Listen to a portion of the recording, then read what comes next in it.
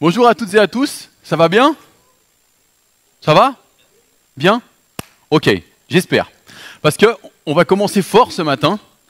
Je vais vous demander, dès la première seconde, de me faire confiance. Là, on est séparés en 3 rangées de chaises. Et du coup, j'aimerais qu'il y ait juste une personne par rangée qui me fasse confiance et qui lève la main. Il me faut juste une personne. Ok. Et Vanda, au milieu, ils ont confiance, mais il ne faut pas abuser non plus. Hein. Ok. Donc, est-ce que vous pouvez vous lever? Hop, et voilà. Très bien. Donc, voilà. Tiens. Ah, en plus, elle vient. Voilà, tiens. Voilà. Et donc, voilà, c'est pour la caméra, je leur offre un petit peu de sucre pour se réveiller. Voilà, un petit paquet de M&M's chacun. Et donc, là, en fait, c'était pas un cadeau gratuit quand même, c'était un petit test.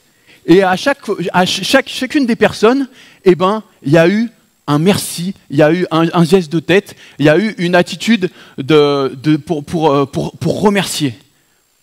Et ce matin, Dieu il m'a vraiment mis à cœur de parler sur le thème d'être reconnaissant, de ce mot magique, merci. Et le fait d'être dans la reconnaissance, d'être dans la gratitude, et tout ce que ça apporte dans une vie, d'être dans cet état d'esprit-là. Je ne sais pas si vous avez fait attention, mais dans la louange, dans les prières, il paraît que même dans les réunions de prière cette semaine, déjà, Dieu, il arrivait comme ça avec ses gros sabots pour amener ce thème, et je crois qu'il faut vraiment qu'on grandisse là-dedans, et moi le premier. Et il y a quelque temps, j'ai lu un article d'un psychologue américain, et il a fait le gars, il a été interpellé en se disant, c'est bizarre quand même, mais les gens qui ont une foi profonde, pas juste ceux qui se disent croyants de nom comme ça, mais il a remarqué que les gens qui ont une foi vraiment profonde, eh bien, ils étaient plus heureux que les autres. Et donc il a mené une étude, et je ne sais pas comment il a mené son étude, mais il en est arrivé à la conclusion que les gens qui avaient une foi profonde, ils vivaient beaucoup plus dans la gratitude. Et ils étaient beaucoup plus dans un état d'esprit de reconnaissance et à dire merci à Dieu, etc. et de prendre la vie comme un cadeau.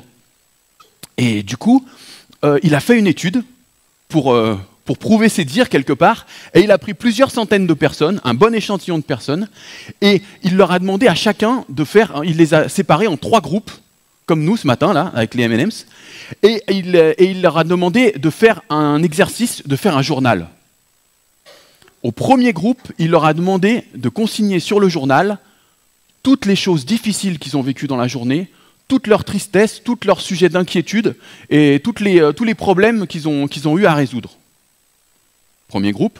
Le deuxième groupe, il leur a demandé de consigner dans leur journal aussi bien les bonnes choses que les mauvaises. Voilà. Et le troisième et dernier groupe, il leur a demandé de consigner toutes leurs réussites, tous leurs sujets de joie, tout leur espoir, enfin toutes les choses positives. Et il a laissé passer 3 mois comme ça, plus de 3 mois, 3 mois et une semaine, et il a fait toute une série de tests sur ces gens, et il paraît que c'était flagrant, le groupe qui a été boosté, encouragé à être dans la reconnaissance, dans la gratitude, et ce groupe-là, ils étaient moins sujets à être malades, ils avaient une meilleure qualité de sommeil, moins de stress, ils étaient plus productifs et ils avaient plus d'entrain et de joie de vivre. C'était flagrant. Et du coup, moi, je kiffe ce genre d'article parce que souvent, on voit des coachs au travail ou bien des gens qui parlent de leadership ou bien des psychologues qui font une thèse comme ça et comme s'ils venaient d'inventer la poudre alors que la Bible, elle le dit depuis 3000 ans. Que le fait d'être dans la gratitude, avec une attitude de corps reconnaissante, c'est une bénédiction. Mais pour nous d'abord, pas seulement pour Dieu. Dieu, il n'a pas besoin qu'on lui passe de la pommade. Il n'a pas un problème avec son estime de lui-même. Il n'a pas besoin qu'on lui dise merci et qu'on le flatte. Pas du tout. Notre Dieu, s'il nous demande de faire quelque chose, c'est que c'est bon pour nous. Et c'est bon pour nous, aussi bien pour notre vie perso, que notre vie, relation avec lui, que notre relation avec les autres. Être dans une attitude de reconnaissance, c'est tout bénef, et pour nous en premier. Et pour ce faire, il y a beaucoup de psaumes dans la Bible qui sont des psaumes de reconnaissance. En fonction des traductions, dans des langages plus ou moins soutenus, on dit psaume de gratitude, psaume de reconnaissance ou psaume pour dire merci. Et du coup, ce matin, j'aurais bien aimé qu'on lise ensemble le psaume 100. Facile, compterons, facile à se rappeler. Le psaume 100. Et donc, il fait juste 4 versets, et je vais vous lire, et je vais vous le lire. Psaume de reconnaissance. Poussez des cris de joie en l'honneur de l'Éternel, habitant de toute la terre. Servez l'Éternel avec joie. Venez avec allégresse en sa présence, et sachez que l'Éternel est Dieu. C'est lui qui nous a fait. Et nous lui appartenons. Nous sommes son peuple, le troupeau dont il est le berger. Entrez dans ses portes avec reconnaissance, dans ses parvis avec des chants de louange. Célébrez-le, bénissez son nom, car l'Éternel est bon. Sa bonté dure éternellement et sa fidélité de génération en génération. Ouais, on peut l'applaudir. Hein. Et là, dès le premier verset de ce psaume, on nous met dans l'ambiance. Et on nous donne la clé pour être dans la reconnaissance, c'est un psaume de reconnaissance, pour être dans la gratitude. C'est quoi notre premier sujet de joie? Quel doit être notre premier sujet de joie? Eh bien, c'est Dieu lui-même. Poussez des cris de joie en l'honneur de l'Éternel, vous tous, habitants de la terre. Et, les amis, malheureusement, on vit dans un monde déchu et notre vie, c'est pas un Walt Disney, je sais pas la vôtre, mais on n'a pas tous les jours envie de sauter de joie, de se lever en disant « Wouh, c'est une journée incroyable ». On n'est pas en mode Mary Poppins tous les matins en louant le Seigneur. Et pourtant, il y a tout à gagner à être dans la reconnaissance. J'ai un ami, une fois il passait un temps vraiment difficile, comme une période de vie, comme ça peut nous arriver à tous. Il passait par une période vraiment difficile. Et de cette période difficile, il se rappelle spécialement d'un jour où, en plus de ce qui se passait, ce jour-là, c'était tuile sur tuile qui lui tombait dessus.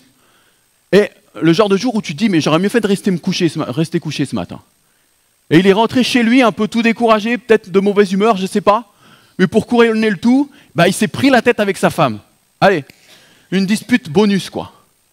Alors là, tu peux te dire, ok, c'est tous des imbéciles, ils n'ont rien compris, ouvrir une bière, te mettre devant la télé et dire, allez, ça ira mieux demain. Pensons à autre chose. Mais ça n'a pas été son réflexe. Son réflexe, ça a été d'aller voir Jésus. Il est rentré dans sa chambre et il a commencé à prier. Il y avait tellement de choses qui arrivaient en même temps que c'était trop compliqué. Il a juste dit, allez, je veux te louer, Seigneur. Et il a juste commencé à prier, à louer Dieu. Puis du coup, il a chopé sa guitare, parce qu'il écrivait des chansons aussi. Et il a commencé et il y a un chant qui est venu comme ça, tout seul. Et ce chant-là, c'est un de ces chants qui ont eu le plus de succès, qui ont été une bénédiction pour toute la francophonie. C'est le chant qu'on vient de prendre pour la Sainte Seine, que j'avais demandé à Gilbert de nous faire. C'est « Je chanterai gloire à l'Éternel » de Matt Marvan, donc. Et si vous voulez bien, on peut rechanter, maintenant qu'on connaît le contexte, on peut rechanter juste le refrain, vite fait, tous ensemble. Hein? Je suis pas sûr je vous garantis pas que je vais démarrer en mi, mais voilà. Alors, je chanterai gloire à l'Éternel. Je chanterai louange à son nom. Je chanterai Dieu, mon essentiel. Je chanterai en l'honneur de son nom. Bien, on se la refait. Je chanterai gloire à l'Éternel. Je chanterai louange à son nom. Je chanterai Dieu, mon essentiel. Je chanterai en l'honneur de son nom. Merci. Allez, on peut applaudir, allez, on se fait plaisir ce matin.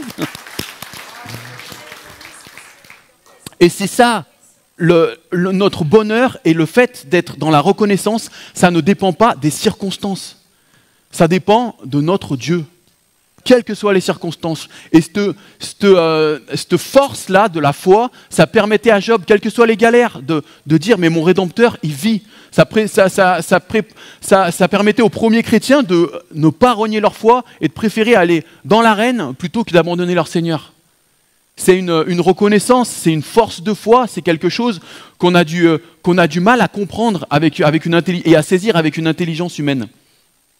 Mais voilà, malgré tous les malheurs de la vie, malgré toutes les mauvaises paroles, toutes les trahisons qui peuvent nous décourager, qui sont comme des sables mouvants, qui veulent parfois nous tirer vers le bas, eh ben, on a cette force qu'est la reconnaissance, qu'est la louange, pour toujours garder les yeux fixés sur Jésus, parce que lui, il est le rocher.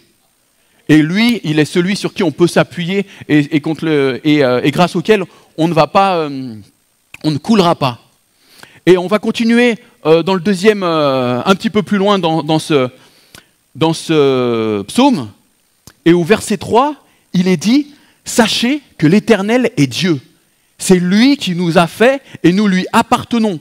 Nous sommes son peuple, le troupeau dont il est le berger. » Et là, cette phrase, on peut la prendre de deux manières. Je peux la prendre de deux manières en disant « Sachez que l'Éternel est Dieu. » Et que c'est lui qui nous a fait, c'est lui qui m'a fait. Alors, ça peut nous remettre en place un peu peut-être au niveau de notre orgueil, hein. C'est vite fait, dans une société matérialiste comme la nôtre, de mettre un petit peu le spirituel et Dieu de côté, et de se dire, les bonnes choses qui m'arrivent, c'est quand même un peu grâce à moi, hein, un peu grâce à mon travail, un peu grâce à mon mérite, un peu grâce au hasard et à la chance, des fois aussi, mais voilà, mais quand même, c'est un petit peu grâce à moi. Et des fois, il y a tellement on entend ce genre de réflexion comme ça. Ouais, mais moi, on m'a rien donné à moi. Ou bien, à moi, je me suis fait tout seul. Des fois, il y a des artistes ou des businessmen, des gens qui sont dans les affaires ou quoi, qui disent « Moi, je me suis fait tout seul. » Mais j'ai envie de dire « Et ta mère ?» Dans le sens, répète un peu ça devant ta mère, tu vois. Elle t'a porté pendant 9 mois, elle a eu je ne sais combien d'heures de travail pour te mettre au monde, et encore, c'était que le début de ses soucis pour pourvoir à tes besoins, t'éduquer correctement, etc. C'est tellement important d'être dans un état d'esprit de reconnaissance parce que tout nous vient de Dieu. La vie nous vient de Dieu déjà, et même si vous n'êtes pas croyant, eh ben, le fait d'être reconnaissant envers la vie, il disait, le psychologue, dans l'étude que je vous ai dit plus tôt, dont je vous parlais en intro, eh ben, il disait que ça change tout, même le fait d'être reconnaissant envers la vie. Voilà, après, il y a un petit chemin à faire pour savoir que Jésus, c'est le chemin, la vérité, la vie, et de rencontrer Dieu, bien sûr. Et ce bonheur-là, les amis, je vous le souhaite à tous, si ce n'est pas encore le cas. Mais on ne s'est pas fait tout seul, les amis. Même le gars qui a le plus de succès dans son travail, un jour, il a été apprenti. Même Karim Benzema, qui vient d'avoir la ballon d'or, là, eh ben, un jour, il était au football club de Bron, là, et il y avait et il y a certainement eu un entraîneur qui était bénévole, hein, qui s'appelait Mahmoud, qui vendait des fruits et légumes le matin, mais le mercredi après-midi, il lui a appris à faire son premier tir cadré. Bon, peut-être qu'il ne s'appelait pas Mahmoud, peut-être qu'il n'était pas dans les fruits et légumes, mais forcément, cet homme-là, ce bénévole-là, il a dû exister. On dit que Victor Hugo, c'est le plus grand écrivain français, mais un jour, ce Victor Hugo, il a été devant un genre de maîtresse de CEP qui lui a appris à écrire. Et juste ces quelques exemples pour nous dire combien tout nous vient de Dieu. Dieu, il nous a tout donné, et aussi, il nous a donné énormément au travers des autres. Et le fait d'être reconnaissant comme ça, c'est de vivre dans cet esprit de reconnaissance et de gratitude, et ben ça va vraiment nous faire donner une grâce particulière à notre vie. Et là, on va être reconnaissant pour la vie et aussi reconnaissant pour les uns les autres. Dieu, il nous a créés pour qu'on vive ensemble, pour qu'on s'éduque ensemble, qu'on se construise ensemble et qu'on grandisse ensemble. Il y a vraiment et qu'on se tire vers le haut. Donc, ce verset, il peut nous parler comme ça, en nous remettant un petit peu en place par rapport à l'orgueil. Sachez que l'Éternel est Dieu. C'est lui qui nous a fait. Ok ? Donc, voilà. Mais en même temps, il faut rester équilibré. Ce verset, il peut aussi nous parler par rapport au dénigrement. Parce que oui, on n'est pas Dieu, mais en même temps, il ne faut pas se dénigrer. Et sache que l'Éternel est Dieu et que c'est lui qui t'a fait, si tu as tendance à te dénigrer. Et puis parfois, si vous êtes comme moi, des fois on a tendance à être dans l'orgueil et on se fait remettre en place, et des fois on a tendance à être dans le dénigrement, et c'est pas de soi-même, et Dieu nous invite au juste équilibre. Je vais vous donner un exemple énorme, mais Michael Jackson. Vous le regardez sur ses premières pochettes d'albums, avec les Jackson 5, ou même Off the Wall, son premier album solo, eh ben, il est beau gosse, comme tout, mais il y a un moment dans sa vie où il se dit, avec les cheveux raides, ça irait mieux quand même. Puis, oh, ce menton-là, pas terrible, et puis mon nez, si j'en rabote un peu et que je fais comme ci, comme ça, et opération chirurgicale sur opération chirurgicale, à un moment, il se ressemblait même plus du tout, c'était comme un extraterrestre, comparé à ses photos originales. Alors que c'était tellement un beau gosse à l'origine. Et des fois, eh ben on est tous un petit peu Michael Jackson quelque part. À l'adolescence, mais pas seulement. On se dit, oh bah tiens, j'aimerais bien faire quelques 15 cm de plus. J'aimerais bien avoir un nez comme ci. Et puis même dans nos caractères, dans nos personnalités plutôt. J'aimerais bien être plus extraverti, moins... j'aimerais bien avoir le sens de l'orientation, moi, par exemple. Ça me dépannerait bien. Parfois. Et des fois, que ce soit au niveau du physique ou de la personnalité, on n'est jamais content avec ce qu'on a. Et j'ai envie le contentement et la reconnaissance, ça va avec ça aussi. Sache que l'Éternel est Dieu et que c'est lui qui t'a fait. Quel que soit ton physique et ce qui ne te plaît pas dedans, quelle que soit ta personnalité et ce qui ne te plaît pas toujours dedans, eh ben, c'est Dieu qui t'a créé comme tu es. Il t'a donné tout ce qu'il faut pour accomplir, tu as la trousse, la caisse à outils complète pour accomplir l'œuvre qu'il a prévue pour toi sur cette terre. Et de faire une sacrée différence dans ta génération. Et c'est tellement important d'avoir et en même temps, je ne suis pas en train de vous dire qu'il faut rester dans la médiocrité. Hein. Là, je ne parlais pas de notre... Il ne faut pas se dire « Ouais, moi j'ai un sale carafon, mais Dieu, il m'a... un sale caractère, mais Dieu, il m'a créé comme ça. Hein » Et voilà, on est... et moi, je sais pas, voilà, on est une créature merveilleuse, mais moi, je suis à un âge où, voilà, un petit peu moins de raclette et un petit peu plus de sport, bah, je serais une créature encore plus merveilleuse quand même. Il faut garder l'équilibre, vous voyez. Il ne faut pas non plus rester dans la négligence. Dieu, il nous invite à gérer ce qu'il nous a donné au mieux. C'est-à-dire à travailler sur notre caractère pour aller de victoire en victoire et ressembler à Christ de plus en plus et à gérer les talents qu'il nous a donnés et puis même prendre soin de notre corps comme vraiment pour tirer le meilleur, tout simplement. Et c'est tellement important de rester dans la gratitude. Ça va nous appeler, nous aider à focaliser sur ce qu'on a et à remercier Dieu pour ce qu'on a, pour ce qu'il nous a donné, et pas se déprimer pour tout ce qui nous manque. Parce que si on regarde tout ce qui nous manque, mais on ne sera jamais satisfait.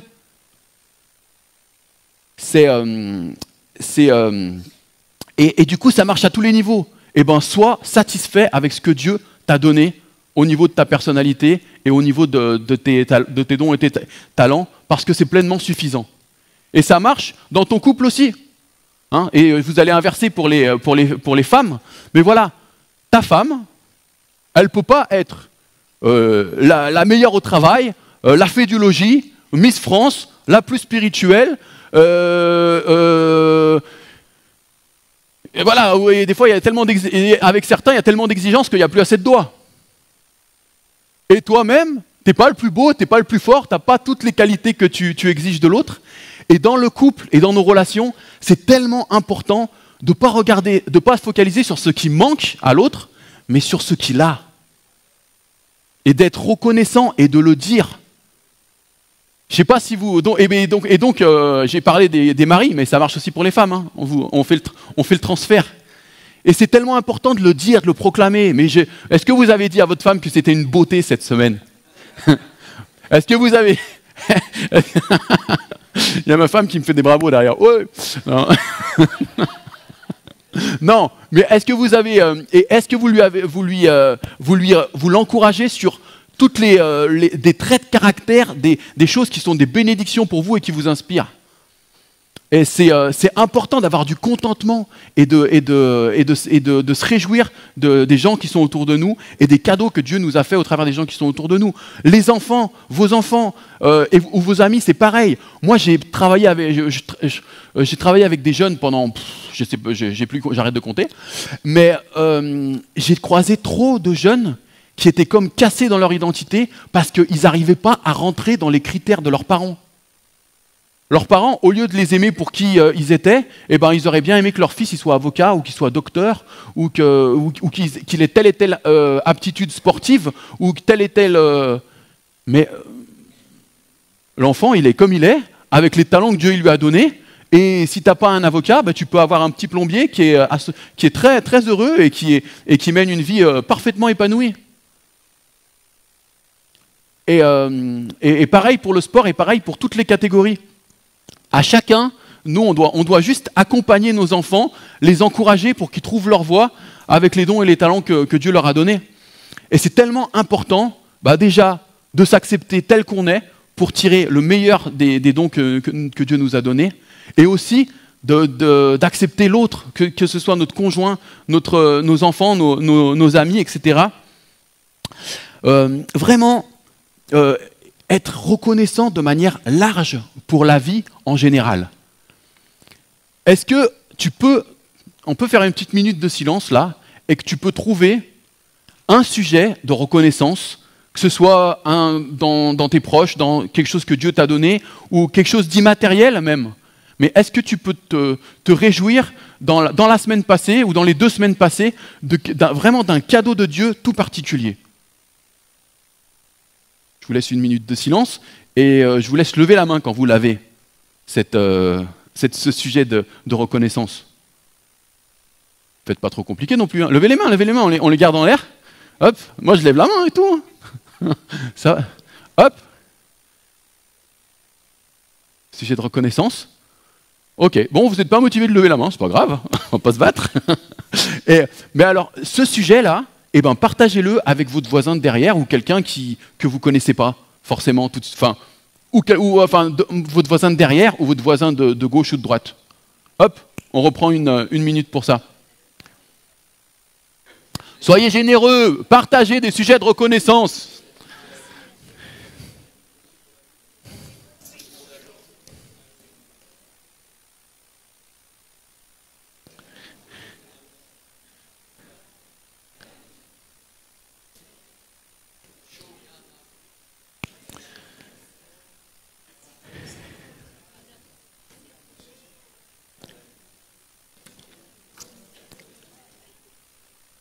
On ne fait pas assez attention à toutes les bénédictions et tout dont Dieu nous entoure.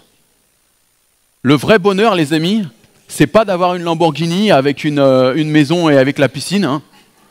Je crois que Booba, il est pas plus heureux que n'importe lequel d'entre nous, je pense, sérieusement. L'important, c'est pas le matériel, mais l'important, c'est nos relations les uns avec les autres et surtout notre relation avec Dieu. Et justement, c'est ça qui a frappé ce scientifique-là, qui se disait, mais les gens qui ont une foi comme ça profonde, mais comment ça se fait qu'ils ont l'air plus heureux que les autres, alors que les circonstances, eh ben, c'est pas forcément toujours la joie quoi, pour ces personnes. Ça ne dépend pas des circonstances, ça dépend vraiment de cette relation avec Dieu et de cette attitude d'être reconnaissant. Et il disait, mais souvent, les fruits, les vertus, il disait, qui découlent de cette attitude de cœur de reconnaissance, bah souvent, c'est l'humilité, c'est la gentillesse et c'est, je l'avais noté, la générosité. C'est pas moi qui le dis, hein. C'est pas la Bible. La Bible, elle le dit ici. Elle dit que voilà, c'est les fruits de l'esprit. Et ben voilà, ça provoque toutes sortes de bonnes choses. Le Saint-Esprit, il provoque toutes sortes de bonnes choses en nous. Et ben, ce scientifique, justement, il nous les décrit, ces choses. Humilité. Je peux donner le nom de la personne, mais c'est imprononçable. Et en plus, ils sont deux Américains avec deux noms imprononçables. Robert et Mike. Et voilà. Donc ils se sont mis à deux sur le coup, ils ont bien étudié et ils ont bien confirmé la parole, forcément, parce qu'elle se confirme par l'expérience. Gentillesse, humilité et générosité. J'allais dire Géronimo, rien à voir. Donc, humilité, générosité et gentillesse. Voilà. Ok. Et donc, dans la vie, on peut focaliser sur tout ce qui nous manque et passer à côté du sens de notre vie tranquillement. Ou alors, on peut décider d'être dans la reconnaissance et dans la gratitude par rapport aux autres et par rapport à Dieu. Et alors là, ça change tout. Et nous, on est Français, et en tant que Français, eh ben, la spécialité quand même du pays, et même si vous êtes arrivé dans le pays il n'y a pas longtemps, ben, on prend vite, on prend vite l'habitude, tellement que l'ambiance elle est prononcée.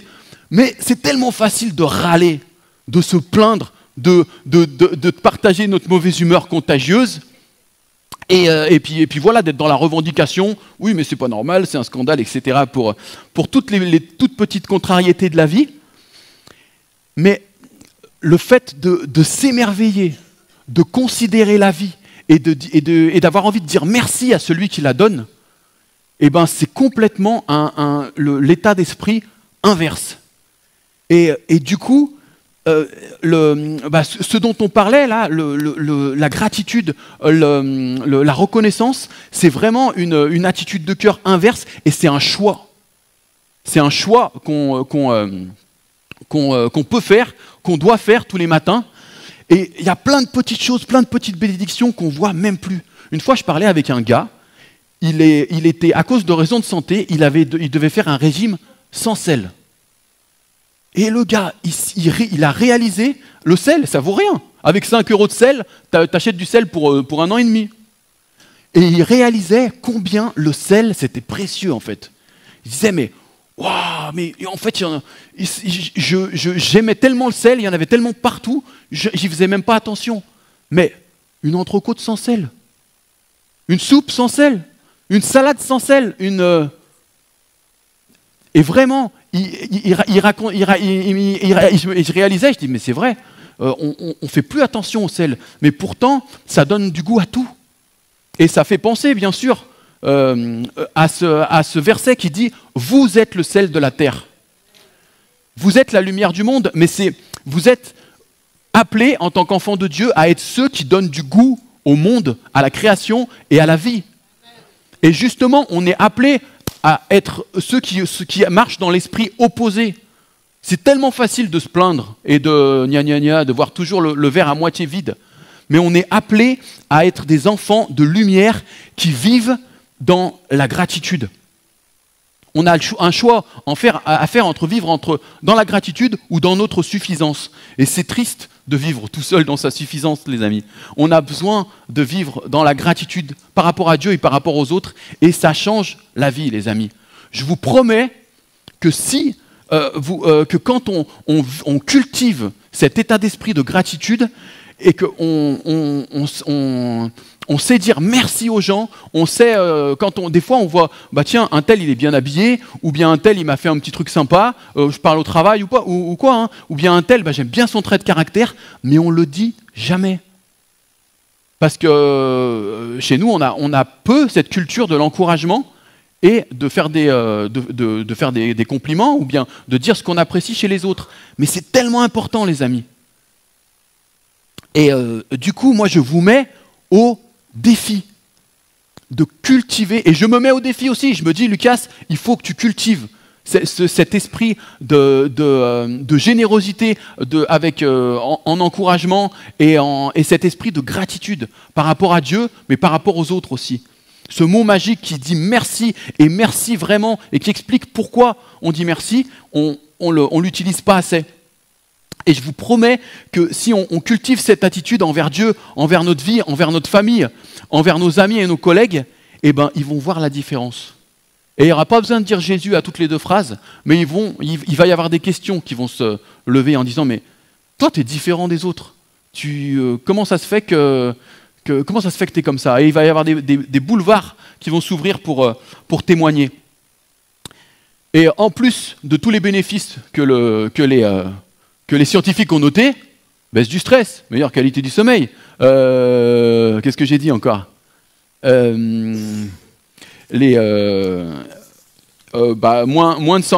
de maladies, plus de productivité, etc. Et en plus de ça, eh ben, on va vraiment pouvoir briller, être des bénédictions et des témoins. Et donc, pour finir, j'aimerais juste vous lancer un petit défi, justement. Si vous êtes plus old school de faire un petit journal, mais sans raconter toute votre vie en mode journal d'Anne Frank, hein, juste quelques lignes chaque jour, juste un petit journal de reconnaissance, de se dire tiens, voilà, dimanche 23 octobre, bah, je suis reconnaissant parce que Lucas il a prêché qu'une demi-heure pour une fois, tu vois. Je vous donne une piste pour le premier sujet de reconnaissance. Voilà. Et donc, on peut avoir un petit carnet pour ceux qui sont old school comme moi, j'aime bien les carnets, mais vous pouvez juste prendre votre téléphone et dans les notes, eh ben, prendre une note qui s'appelle bah, « Merci pour toi ». Parce que le premier sujet de reconnaissance dans nos vies, c'est Dieu lui-même. Donc, si vous donnez comme titre à cette note « Merci pour toi », ça ouvre déjà bien la note et on peut noter tel jour, eh ben, Dieu a permis qu'il m'arrive ça et ça de bien, j'ai été béni par un tel de telle manière et tout. Et je vous assure que ce petit journal, eh ben, ça va être un allié et une bénédiction et ça va vous booster même de la prière et de la reconnaissance. Voilà. Donc je voulais vous laisser ce petit truc et je nous invite à tenir ce journal comme ça jusqu'à Noël pour confirmer, pour faire cette petite expérience scientifique aussi nous, mais avec le Saint-Esprit sous le bras et ça fait toute la différence. Voilà, moi j'ai terminé. Alors merci de votre attention. Ah, et puis un petit travaux pratique encore, parce que voilà, il faut que je dépasse de ma demi-heure quand même. Un petit travaux pratique encore entre nous, parce qu'il y a un truc que j'ai oublié de dire, mais... Allez, 35 minutes, hein, 35. Il y a un truc que j'ai oublié de dire et qui est important, je trouve, c'est qu'il est dit... c'est lui qui nous a fait et nous lui appartenons. Nous sommes son peuple, le troupeau dont il est le berger. Donc soyons reconnaissants aussi pour le troupeau, pour l'église que nous sommes. Elle n'est pas parfaite, il y a encore du boulot les amis, mais soyons reconnaissants quand même. Et du coup, je voulais vous donner le défi aussi de regarder les gens qui sont dans la salle et de trouver une qualité de caractère, un trait qui est une bénédiction pour vous, chez un frère, chez une sœur, et d'aller lui partager et juste pour l'encourager. Voilà. Pour avoir une petite application pratique en plus.